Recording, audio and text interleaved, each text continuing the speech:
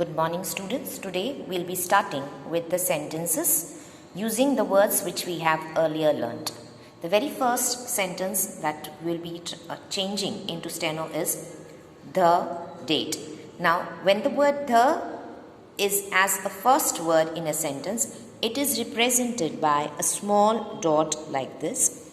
You can see phonetically D and T is to be written.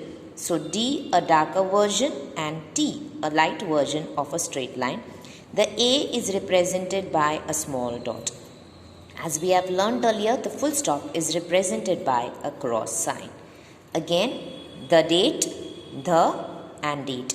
Each particular sentence has to be written thrice in your notebook, as you can see over here. Let's see the second sentence. The second sentence is the page. Again, the is represented by a small dot. You can see phonetically P and G is there. P is a slant line and G is again a slanting line, which is a darker version. The vowel A is represented by a small dot. So this is page, the page, and the full stop is represented by a cross sign. The third sentence that we are going to see today is date the page. Now we have earlier written date. So this is D and T without lifting the pencil. And the joining of the two consonants will be on the baseline. This is date. Now the can be represented by a small tick in this form according to the convenience of the writer, or if it is not possible to join, then it is represented by a small dot like this also. Then the word page is to be written. So P and G and a full stop.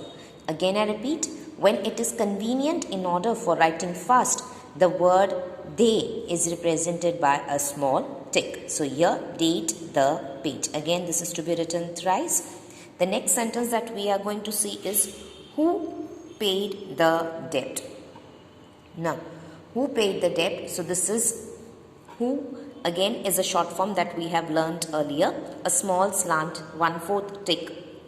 So this is who paid. So P and D. This A is represented by a small dot. The is represented by a tick according to the convenience. And debt, that is D and T. And the phonetic sound of this E is represented by a small dot like this. So this is who paid the debt. And this is a question mark. So again that we will be writing this way. Who paid the debt? In the exam, you can have both ways, wherein the steno form is given and you have to convert it into English, or the sentence is given in English and you have to translate or convert it into a steno. So into shorthand. So we have completed 4 sentences. The date, the page, date the page, and who paid the debt, and at the end the question mark is there. That's all for today. Thank you.